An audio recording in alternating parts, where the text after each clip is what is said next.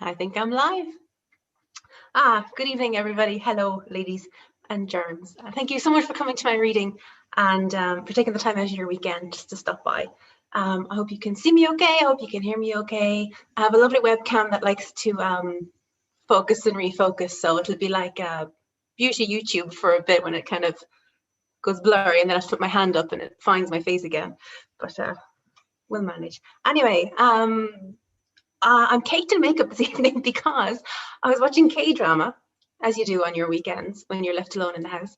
And the final episode, very quick story, the final episode came out of nowhere. Netflix didn't tell me it was the final episode. And so I've been crying for the last maybe 2 hours.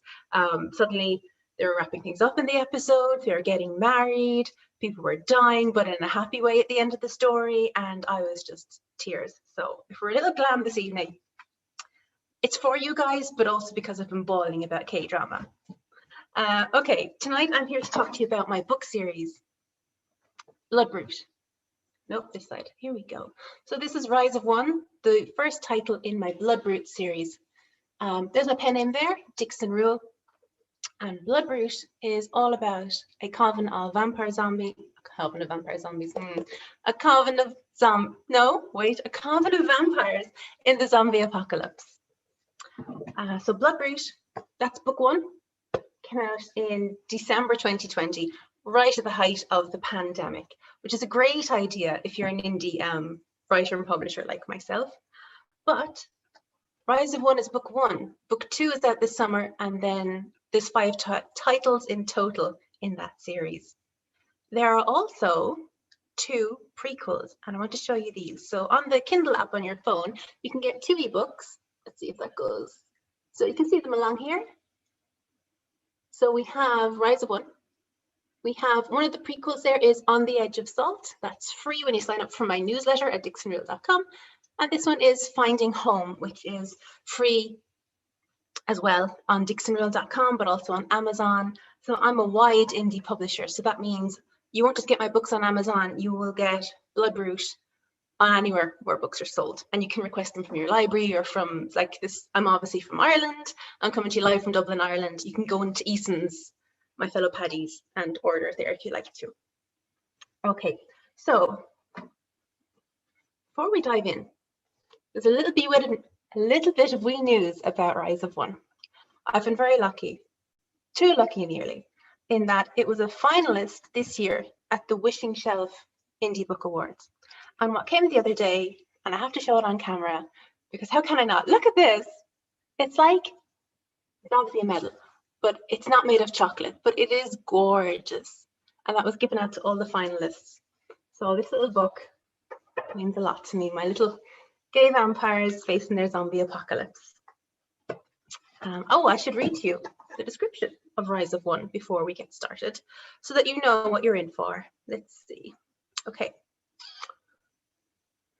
Set in a zombie-ridden world packed with myth, vampires, and occult vengeance, Rise of One begins a new paranormal saga, the Bloodroot series, from award-winning Irish author and poet Dixon Reuel. And that's me, Eve. Yeah, I began in poetry for my sins. Don't hold it against me. After a zombie apocalypse drives humanity to near extinction, a vampire coven is one of the few peoples left alive who've hidden from humans across all of history. In this newly decimated, rotting world, the coven is forced to seek out the last remnants of humanity before all sources of fresh blood are extinguished. But the vampires soon discover that the struggling apocalypse survivors will not allow themselves to become mere food. One after the other, as people seek refuge in the coven's stunning red brick small holding of Owl Court, head vampire Rise must shape the fate of this new world. He must protect those inside his walls, as not just the roaming zombie brutes, but vampire hunters of old soon discover his home. But Owl Court is no ordinary small holding. Its rooms are shaded from the harsh sunlight, its murky corridors filled with tricky doors. Its walls are lined with thousands of plants and heaving greenery, each tended by the coven's lone human, the beautiful and pampered Cypriot. Within Owl Court, the coven lived quiet, dull lives until the apocalypse. But Rise remains unafraid and undaunted as humanity falls. He understands his duty as the Coven's invoker and steps up to use his vampiric powers. Rise lives to sustain his coven. As Rise explores the world beyond Elcourt's walls, tensions emerge among his fellow vampires and the rescued humans. A terrible fate unravels, revealing a society of vampires beyond what everybody at Elcourt had ever realized. So that's the description for Rise of 1, which I will read from now. So we're not going to start at the beginning, because I think when you start off like a 5-book series, the beginning is slightly slower because you need to introduce to the world building, and to the mechanics of the story you're trying to tell. So we're going to go in a little deeper. That's what she said. There's 3 parts to the book, and we're going to start at part 3, spring, because the vampires are very tied to the seasons, as are humans. Anyway, we're going to have a read of chapter 15, called A Parade of Wolves. It wasn't good for his kind to start counting things. That led down the road of obsession. Nevertheless, Rise kept a running total of his work. He sat on the kitchen doorstep, surrounded by piles of kindling. His shoulders rested against the back door, arms aching from splitting wood. He meticulously bundled and tied the kindling with twine. A glum day, the sun hid behind afternoon clouds. Rise only had to half cover his face with an old linen scarf. The hedges on either side of the kitchen door swelled with springtime greenery. They told of a new season. However, as Rise's piles of kindling grew, the gloom that hung over Elcourt never truly lifted. Not since winter, Rise muttered. It wasn't even necessary to bundle kindling like this at all. The woodshed stood just around the corner from the main house. Nipping out to replenish the drawing room's fireplace or the kitchen stove, that was a task of mere minutes. Really, Rise just did this for some respite, to sit quietly on the back doorstep and count pieces of wood, and for nothing else to bother him. Did you say something? Cypriot opened the back door, a tiny pruning tool between his slim fingers. Rise straightened at that voice, lifted his shoulders from the door. He put down his scissors and twine. Since Maxine, whenever they came across each other, Rise always studied Cypriot's eyes, his expression, the set of his slight shoulders. Ogrim had hidden so much, too much, to the point where Rise could barely find any forgiveness for the old vampire. And Ogrim had drunk from Cypriot that fateful night. Although that and Ogrim's death seemed to produce no physical ill effect on Cypriot, Rise remained vigilant. But those brown eyes only looked quizzically at him. Cypriot made an idle snip, snip in the air with his pruner as he waited for Rise to answer. Nothing, I was just talking out loud, Rise admitted. He forced a smile to show that he wasn't moody or grumpy. But he could feel it. That forced civility that now hung between the 3 of the coven left behind. One day, maybe, everything could be as before. For now, he bundled kindling, while Cypriot gardened, and Salter spent her days writing the chronicle. How's your project coming along? Rise asked, just as Cypriot nodded and turned to go back inside. The only hungers Rise indulged in were those of the weekly feed. Even that had lost its tension and release. Although he and Cypriot still shared Rise's bed, now it was just asleep. Oh, Cypriot replied lightly, awkwardly, widening the door open again. It's fine. Then, what are you doing? It was obvious what Rise was doing. He didn't answer. Your horse chestnut seeds have sprouted, right? He tried to show that he paid attention. Not keeping tabs on Cypriot, no, just attention. A flutter of longing passed through Rise's chest. If you plan to conquer, I mean a horse chestnut seed. A patch of paint on the door caught Cypriot's eye, and he poked it with the sharp tip of his pruner. If you plant it in a plastic cup and poke holes along the side, and if you trim the new shoots as they emerge, It produces a stunted little tree, kind of like a bonsai. Ah, I didn't know that. Cypriot shrugged. It's fun. I've always wanted to try it. The silence between them, Rise couldn't stand it. The silence upon the courtyard, pressed up against their walls. The silence that hung over the whole world. He wanted to spring to his feet, to bellow, to rouse the countryside back to life, to take Cypriot into his arms and ignite their passions once more. But Rise just sat there, silent. The events of that winter's night had torn the fabric of Owl Court. He had no idea how to remedy it. Anyway, Cypriot disappeared inside.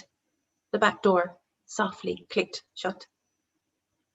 Rise listened to his slippered feet as they shuffled to the kitchen sink, where Cypriot pruned his little sprouting experiments upon the draining board.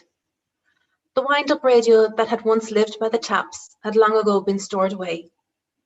When it was turned on, the radio's constant static sounded too empty, too eerie for any of them to bear.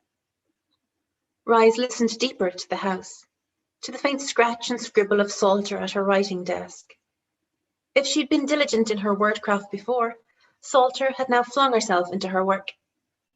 Done with transcribing the most recent events, she even created appendices to the chronicle, inscribing vast volumes detailing everything each Coven member had ever done, could ever remember doing. Writing became as essential to Salter as Cypriot's blood in their veins. Ogram's coffin stood in the root cellar. The winter ground was too hard to bury him properly. Salter wanted Ogram burned, though, causing more arguments there. Rise did not listen to the house anymore. Counting the kindling tempted him again. Rise ran his palm over the nearest bundle, liking how the snags and splinters poked his skin.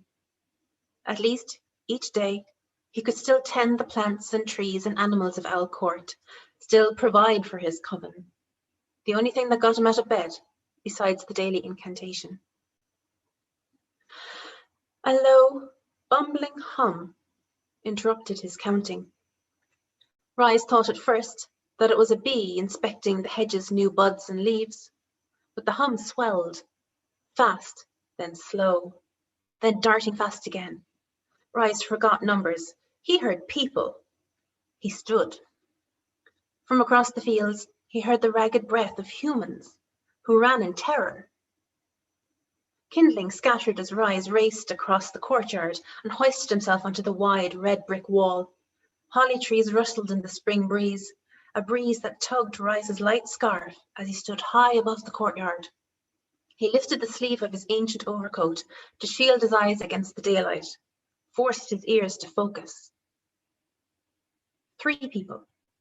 Strong individuals, their lungs and legs long used to the outdoors. Rise winced when he heard raw, horrifying fear in each of their gasping breaths. His own breath caught when he heard them trip, fall, drag each other back up again. They held no weapons, no heavy belongings, just 3 people full of pulse and life, running blithely into the world. Something even further away gave them chase, but Rise couldn't work out what. There could be no mistake, though. The 3 were running for Holly Hill.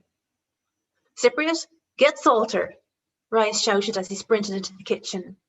Cypriot dropped his gardening tools into the sink in shock. What's going on? He asked, wiping his hands on the nearest cloth. But Rise had already made it to the root cellar door. Salter! Rise called down the dark staircase. Come quickly. You too. Rise pointed at Cypriot as he raced back through the kitchen. He grabbed Ogram's shotgun from behind the armchair, checked to see if it was loaded. What is it? Cypriot's face paled. Rise clicked the gun closed and grabbed a wide-brimmed khaki hat from behind the door. He mashed the hat low on his forehead, protecting his eyes in case he needed to shoot, ready to fire on these people, ready to quench them if they posed any threat. They might be werewolf spies, kin to Elaine, kin to Maxine even. But as he opened the back door, a spark of rare and longed for excitement ignited in Rise. Could new people just arrive at his front door? Could he add them to the coven's numbers? No need then for anyone to ever leave the safety of these walls ever again. Rise! Cypriot stamped his foot when he got no answer. Rise paused in the open door, his kindling discarded across the concrete step. Survivors. Survivors are coming, he told Cypriot and tossed a coat at him. Above the ladder to the wall, Rise had built a makeshift sunshade out of spare planks. Salter wanted to watch the spring return to the countryside. Whether that was exactly true or not, because Salter had mostly stayed at her desk while winter turned to spring, Rise obliged her. He'd built a little lean-to over the ladder, just for her. You say there's 3 of them? Salter brought a thick pile of cloaks and shawls with her when she came outside. She stood in the darkest corner of the rickety lean-to and covered her whole body so that not a single inch of skin was visible to the gloomy sunlight. Cypriot helped smooth fabric over her head and across Salter's broad shoulders.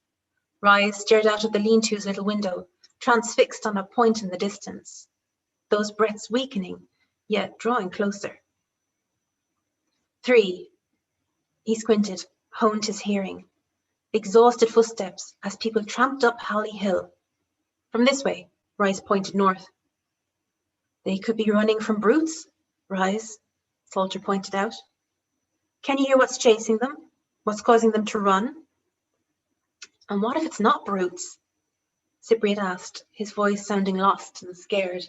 He held one of Salter's scarves, fiddled with its ragged threads. What if it's those werewolves? Rise almost turned to comfort him, to break that distance that had hung between them since winter. But strong legs crashed through the undergrowth. 2 men and a woman appeared, all in hiking clothes. They collapsed to their knees and elbows in the tall grasses between Owl Court and the holly trees. They didn't look too filthy or worse for wear at all. Gasping for air, they gazed in shock at the red brick walls looming before them. What the hell is this place, Iskar? The woman asked as they struggled to catch their breath. Rise caught Cypriot's elbow and hit him deeper inside the lean-to, making him stand beside Salter. Nothing yet said to those below. I don't know what it's supposed to be, Iskar replied and looked about, puzzled. The OS map said there was a hill here, down south of the mines, but not that there'd be anything atop. And then their eyes met. Rise had experienced it once before, when the coven first came to live at Owl Court and they met the previous owner. It had felt to Rise back then, over 100 years ago, akin to cousins recognizing each other across a market square, as if he had found a kindred soul and recognized them randomly in the world. Rise felt a shocking affinity towards this Iskar person, not as one who walked between the world's veils, as those of the coven did, as the werewolves did. No, but certainly as one who possessed the strength, the tuning to accompany one through those veils, unperturbed. Rise gripped the railing, gripped his shotgun as he stared down at Iskar. Hey! Rise shouted to the hikers. His heart leapt. Salter and Cypriot immediately hissed and tried to drag Rise back into the cover of the lean-to, but he shook them off. He stalked away, squashed his hat down onto his head, and moved further into the daylight down the wall. The hikers jumped to their weary feet at his voice. They squinted up at Rise. What is this place? The woman demanded, looking behind her, not forgetting their pursuers. Who are you? Rise ignored her as he studied Iskar, a baseball cap low on a weathered brow, sunlightened hair, several fingers bulged with chilblains, hands used to hard work, strong lungs that hungered to survive, a pulse soon returning to normal despite being chased. Be careful, Rise, Salter whispered, knowing he would hear her, but the hikers couldn't. When Rise glanced at the lean-to, one of her strong, cloaked arms was draped over Cypriot's chest. She held him safe and close. Cypriot's terrified expression peeked over her arm. Rise gave them a tiny nod and returned his concentration not just to Iskar, but to all three below. "This is Holly Hill," he began, not revealing the house, nor even his own name yet. "Why are ye here?" The woman stepped forward to say something, her fists bunched as if ready to fight. "Annette, no, calm down," Iskar warned her. The other hiker touched Annette's shoulder too. She shrugged them off, much in the way Rise had just done with Salter. We were hiding in the mines," Iskar pointed vaguely north. "Then these guys, those bastards." Annette interrupted. "Get off me, Greg," she added when the other hiker attempted to catch her by the shoulders again. "I don't know who or what they were," Iskar went on, his blue eyes scanning the freshly trampled grass, as if remembering horrors. Eventually he looked up at Rise. "But they chased us out of the mines. Killed most of us. Out of nowhere. But they knew the exact layout of the mining facility. I just grabbed Annette and Greg, and we ran." Rise took this in. Despite his pulse leaping in time with Iskar's, he strove to think clearly. He pointed his shotgun at them to show that he was no pushover, that they couldn't just come to the gates of his home and expect entry. "Whatever kind of setup you got in there, we can be of use to you." Iskar held up his hands and goaded his fellow hikers to do the same the moment he saw Rise's gun. "We're seasoned mountaineers, outdoorsy. We were on a hiking trip around these parts when the whole world went crazy. When we went to ground, emptied the mines and its sheds of brutes. And everything was fine all this time until those other bastards showed up out of nowhere and attacked us. And we were outnumbered and overpowered. We just ran." Rise glanced to the shade that held Salter and Cypriot. She shook her head. "No." But curiosity ate at Rise. The last time he had seen someone with the aura of Iskar, it was when the Coven came to own Elcourt. He felt as if fate itself hung from a fine thread between them. Could Salter feel it too? From her expression, Rise guessed not. He dug deep into his mind, remembering Ogram, remembering what happened each time new people were brought inside these walls. Rise lifted his gun, and Annette cried out in dismay. "Why here?" Rise growled, making his voice as menacing as he could. If the other two, Annette and Greg, were no good, Rise could easily command them away.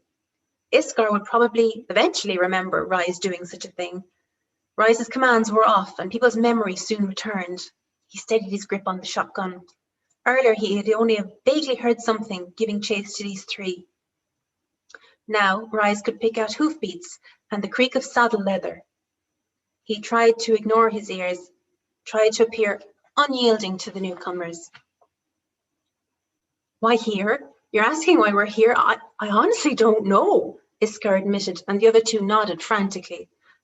"We just ran blindly from the mines. I studied the Ordnance Survey maps of this area for months now.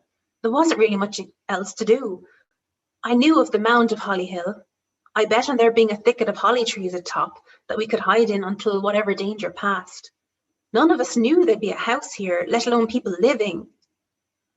A sudden sob broke and rattled Iskar's throat and chest. Greg and Annette comforted him, draped their arms over his shoulders and chest, and rubbed his back. But Rise could still feel Salter's reluctance. He could nearly taste Cypriot's fear in the air. Rise lifted his attention away from the new people and instead watched the horizon line. Horses and riders fiercely chased the hikers' trail. Werewolves, no mistake. "And if you were to be let inside these walls," Rise began. But Salter dashed from the lean-to and grabbed his elbow. The hikers were startled at her odd appearance, at Cypriot too when he stepped out into the sunlight. "Rise, what do you think you're doing?" Salter hissed into his ear, giving no more attention to the people below than she would to an ant on the ground. She squeezed his arm, reinforcing his aim. "You can't possibly be serious about letting these people inside. Haven't you learned from what happened in the autumn, in the winter just past?" Even she would not speak the names of Elaine or Maxine or Marnie out loud.